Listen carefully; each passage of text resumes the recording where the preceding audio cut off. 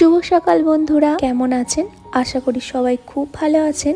আর ভগবানের আশীর্বাদে আমরাও কিন্তু অনেক ভালো আছি। এখন ঘড়িতে ওই মোটামুটি 6:30 মতো বাজে। আর চারিদিকটা দেখুন, বাইরের দিকটা পুরো রোদে একদম ঝলমল করছে। আবহাওয়াও কিন্তু সকালের ভীষণ সুন্দর রয়েছে। তো যাই হোক, মোটামুটি সকালের বাসি কাজগুলো একটু সেরে এই যে চলে আসলাম সকাল সকালে একটু রান্নাঘরে। কারণ ওই একটুখানি বাদাম তারপরে বাকি সবজিপাতি দিয়ে একটু ভাবছি যে পোহা বানাবো।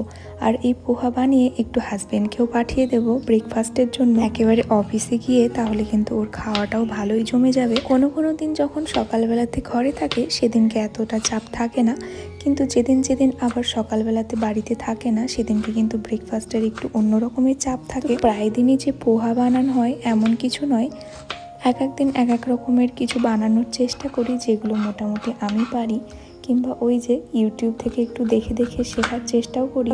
বাড়ির সবার ছাড়াও ওই একটা পথই নিজের মতো করে ইউটিউব থেকে কিন্তু দেখে দেখে আমরা ভালোভাবেই শিখতে পারি। তাতে কিন্তু কোনো রকমের হেল্পও লাগে না অন্য কারো। আর আজকে একটু ভেবেছি পোহাতে একটু আলু দেব। বাকি দিনগুলোতে মোটামুটি পোহা বানালে শুধু এই যে গাজর, ক্যাপসিকাম আর একটু পেঁয়াজ কুচিয়ে দিই। তো আজকে একটু বাদাম, তারপরে হচ্ছে আলু, আর এই যে গাজর, ক্যাপসিকাম, পেঁয়াজ এটা তো রয়েছেই, তো তার সাথে একটু বাদামও অ্যাড করব। তো একে একে সমস্ত কিন্তু টুকরো টুকরো করে সবজিগুলোকে কেটেও নিলাম। আর এদিকে শুধু পেঁয়াজ আর লঙ্কাটা কাটলেই হয়ে যাবে। তারপর কিন্তু ধীরে ধীরে পোহাটাকেও বানিয়ে ফেলবো। আর এদিকে কিন্তু রাতের এই যে বাসন ধোয়া হয়েছিল সেগুলোই কিন্তু এই যে বেসিনটার পাশেই রয়েছে। তো এগুলোকে একে একে জায়গার জিনিস জায়গাতেও রেখে দিচ্ছি। আর সব থেকে বড় কথা হলো, জায়গার জিনিস যদি জায়গাতেই সাজিয়ে রাখা হয় তাহলে কিন্তু রান্নাঘরটাকেও সুন্দর এবং পরিষ্কার দেখতে লাগে, তাতে কিন্তু রান্না করতেও ভীষণ ভালো লাগে।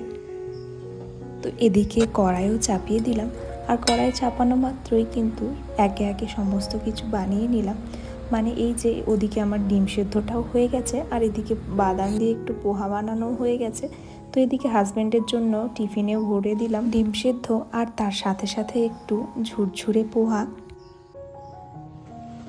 আর সকাল সকাল যদি ব্রেকফাস্টটাকে আগে বানিয়ে নিতে পারি তাহলে কিন্তু একটা ধকল জীবন থেকে মনে হয় যেন চলে যায়।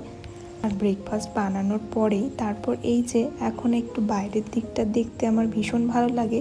ব্রেকফাস্ট করতে করতেই এই যে একা একা বসে বসে এই বাইরের প্রকৃতি পরিবেশটা দেখতে ভীষণ ভালো লাগে। জানলার পর্দা সরিয়ে এই যে খাটের উপরে বসে বসেই এখান থেকেই ব্রেকফাস্টটা করে নিই।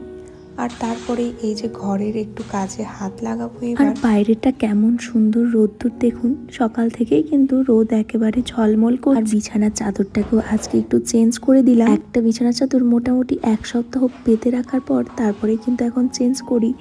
আর এখানে আসা হয়েছে দেখতে দেখতে প্রায় মোটামুটি ধরুন এই 8 মাস মতো হয়ে গেল। আর শুধুই ভাবা হয় যে কবে একটু বাড়ি যাব। আর সামনে তো পুজো, আরও কিন্তু মনটা প্রচুর খারাপ লাগে। যদিও হাজবেন্ডের সাথে এবার পুজোতে এখানেই থাকবো, তো সেটার একটা তো আনন্দ রয়েছেই। যদিও এখানে সেরকম হয়তো পূজা টুজা তেমন হবেও না, তবু চেষ্টা করব কোনো মন্দিরে যাওয়ার। মোটামুটি মহালয়ার আগেই কিন্তু ঘরটাকে আমি একটু ভালোভাবে ডিপ ক্লিন করে নিয়েছি। এদিকে বড়মশাইও একটু ঘরটাকে পরিষ্কার করার ক্ষেত্রে সাহায্য করেছে, কারণ আমার পক্ষে কিন্তু একা একা করা খুব একটা সম্ভব হয়ে ওঠে। তার সাথে সাথে রান্না সমস্ত কিছু করে ঠিকঠাক করে পেরেও উঠি না, এই জন্য কিন্তু ওর সাহায্যটাও ভীষণভাবে দরকার ছিল। তাই কিন্তু ও একটু সাহায্যও করে দিয়েছে। আর এদিকে পাশের ঘরটাও একটু ভালো করে ঝাড়ু দিয়ে নিচ্ছি। আর একটু ইচ্ছা আছে যদি আজকে সময় থাকে তাহলে কিন্তু এই মন্দিরটা একটু সুন্দর করে গোছানোর। জানি না কতটুকু পেরে উঠবো। এদিকে কিন্তু দুপুরের লাঞ্চের জন্য একদম রেডি করতে চলে এসেছি। আজকে কিন্তু বানাবো হচ্ছে খিচুড়ি। আর এদিকে দেখো এই যে চাল আর ডালটা একটু ধুয়ে নিচ্ছি ভালো করে। ওই যে ডালের খোসাগুলো কিন্তু জলে একদম ভেসে উঠেছে। ওর মধ্যে কিছু পরিমাণে মটরের ডালও দিয়ে দিয়েছি একসাথে। আর এদিকে সমস্ত সবজিপাতিও প্রেসার কুকারের মধ্যে দিয়ে দিয়েছি, তাহলে কিন্তু একসাথে হয়ে যাবে।